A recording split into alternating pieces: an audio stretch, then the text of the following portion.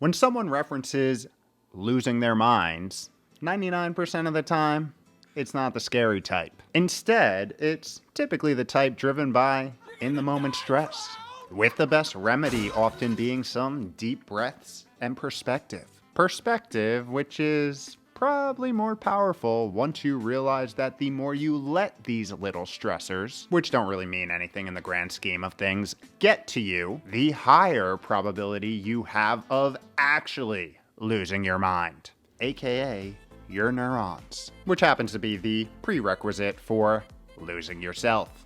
Not in the cool way though, like the Eminem song.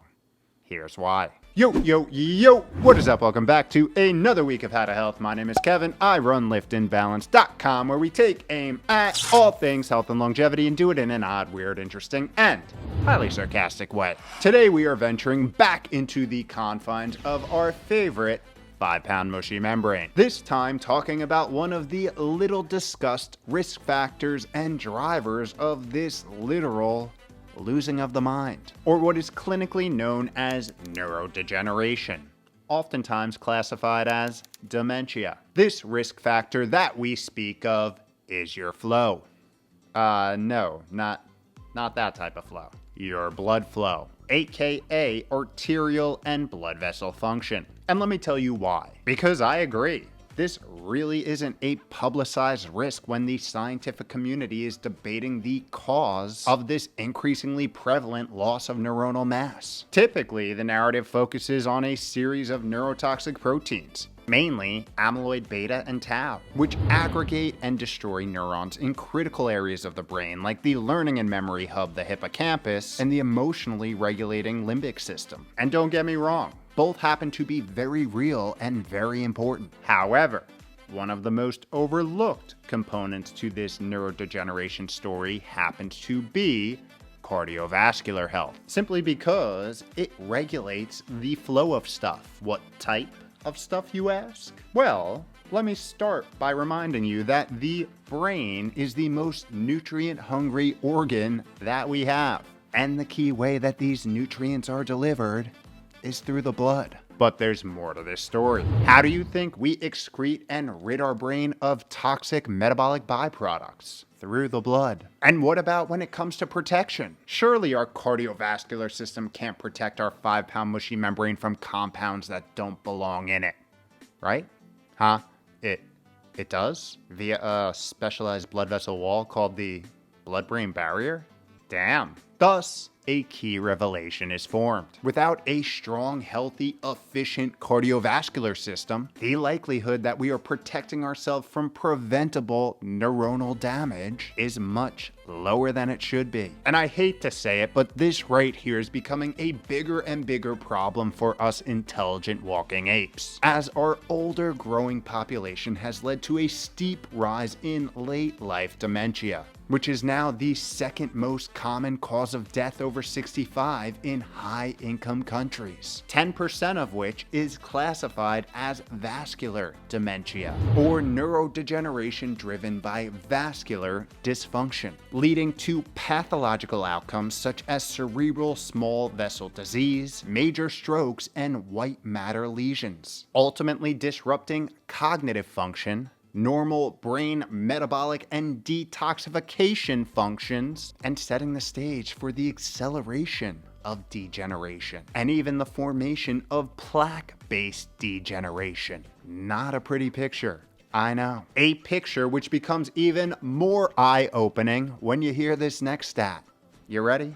It's estimated that up to 45% of dementia cases can be prevented by getting in front of midlife cardiovascular risk factors such as physical inactivity, diabetes, and hypertension. 45%. And if you've been around this channel, you are no stranger to these three staples of modern society, and how the lifestyle norms driving them are not only a recipe for disease over time, but the perfect way to feel like shit every moment leading up to that disease diagnosis, which I think we'd all agree is not a fun way to live. And interestingly, over the years, these midlife cardiovascular risk factors have popped up in our other powwows, two of which as discussed here, being midlife lipid and glucose levels. But that's only a piece of the equation. As we saw in videos like this one, lifestyle-driven liver dysfunction can lead to impaired breakdown of neurotoxic compounds like amyloid beta, and a weakened, more permeable blood-brain barrier can open the door for illegal toxin immigration into the brain. Yikes is right. Once again, two happenings accelerated by a preventable risk factor: lifestyle. A theme which is once again driven home by a new systematic review on the topic, digging into the role of lipids, lipoproteins, and apolipoproteins as risk factors for dementia, which in layman's and oversimplified terms means cholesterol levels, specifically the particles carrying the cholesterol. Finding, after an extensive deep dive into the present-day literature, that there were several convincing associations between these midlife numbers and risk of the disease, including total cholesterol, high-density lipoproteins, and triglycerides. Interesting. And, as you can imagine, also closely related to overall cardiovascular function, making blood pressure, fasting glucose, glucose variability, and cholesterol numbers being all metrics that we want to keep an eye on early and often. Oh, and we certainly don't want to forget ApoB and Lp(a), which we know from reviews like this one may be the best present-day markers to assess overall cardiovascular risk that we have. So, with that, what exactly are these lifestyle variables that can make a difference? I thought you'd never ask. Let's talk about them. And as we venture into these strategies, it's important to level set with an important reminder. Good prevention, and that is what we're focusing on, warrants a multifaceted approach. An approach which takes in several subjective and objective data points and continuously adapts as new information becomes available. Because even though at the end of the day we are very biologically similar, we also respond to different good and not so good habits in unique ways. Thus, why it's important to be the practitioner of our own well-being and really commit to owning that shit. Our health, that is. And let me clue you in on a little secret. The magic behind feeling how we are capable of feeling each and every damn day is putting our cellular and metabolic self in a position to operate efficiently. Operate how it was meant and built to operate. It sounds crazy that we have to say it and talk about it, but in this modern day world, it is our reality. And it's these lifestyle habits, which we're gonna go through right now, that help get you there. Starting with what may be the most powerful and important cognitive preserving habit on the market. You got your notepad? Good. High quality circadian aligned sleep. Yeah, unfortunately, no limitless pill yet.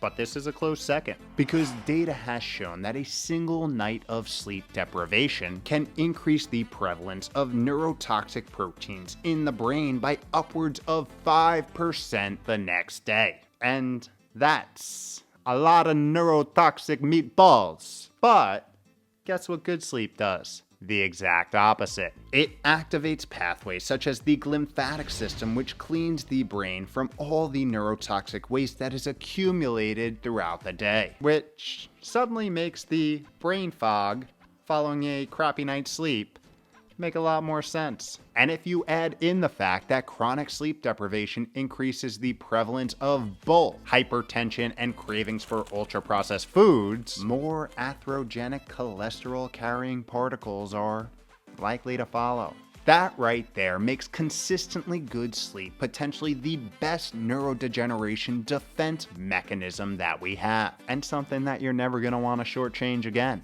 So get those Z's. Additional top strategies to keep your neuronal self sharp and functional include daily movement, as badonkadonking has been shown to mitigate one of the biggest risk factors for neurodegeneration: unhealthy arteries, while also upregulating brain-boosting compounds such as neurotrophic factors, which prime the brain for growth and learning. So making 30 minutes of moderate to intense exercise part of your day can and will go a long way. Another brain-boosting adage that you probably want to keep in mind is, you are what you eat, mainly because it's pretty damn accurate, as data has displayed that the ultra-processed Western diet is associated with pretty much every modern disease on the biological market, including the acceleration of cellular dysfunction that leads to the degeneration of neurons. So more real and less ultra-processed is another neuroprotective must. This will reduce inflammation, regulate metabolic markers such as cholesterol, triglyceride, and glucose, nourish the ever so important microbiome, and boost mitochondria efficiency. It will also position your detoxification organs, like the liver, to be better at breaking down toxins that can eventually damage the brain. Oh, and it will also help strengthen that critical blood-brain barrier we talked about before. So, a lot of upside. What can also help is giving your body a daily digestion break as well, especially at night. So standardizing on a minimum 12-hour fast between your last meal and first meal the next day is a great habit to deploy. Next, we move to an often overlooked component of 5-pound mushy membrane health, keeping it active and keeping it challenged, as research indicates that exercising our brains mentally and socially is a strong preventative mechanism for cognitive decline. So, putting yourself in social situations and learning new things is super underrated. I know it's uncomfortable, but it's good for you, so try and work it in every once in a while. Other preventative interventions in the toolbox include more nature and grounding, as interacting and connecting with the earth has been shown to boost mood and cognition, neutralize inflammatory free radicals, balance hormones, and enhance blood flow. So try and get outside for at least 2 to 3 hours per day. And for at least 20 minutes of that time, make direct contact with the earth. Then we have nasal breathing and breath work, which increases the secretion of nitric oxide, dilates blood vessels, reduces stress, and improves cardiovascular health. All, as we were reminded today, really good things. And since we're so close to the topic with breath work, we have to talk about the benefits of getting our Zen on, as meditation and mindfulness practices have shown to drastically reduce sympathetic nervous system activation, aka your fight or flight nervous system, and thus the prevalence of chronic stress. Finally, with that ever-growing list of good habits to start, we often overlook that stopping our suboptimal habits may even make a bigger impact. In other words, don't make your mission more difficult by smoking and vaping, consuming foods grown with pesticides, fungicides, and insecticides, using toxic consumer products such as cleaners and body care items, and not filtering your tap water. Again, it all comes back to putting our cellular and metabolic self in a position to do its thing. And the best way to do that is by bringing health decision-making back in-house and, like I said before, owning that shit. Because when you own your health, you own your outcome. I mean, just imagine 90-year-old you running mental and literal circles around your 20-year-old grandkids. The best part being, you'll be setting an example of a lifetime for them. With Lose Yourself playing in the background, of course. Because, let's be honest, I don't think we're ever getting a better pump-up song than that. Mom's Spaghetti.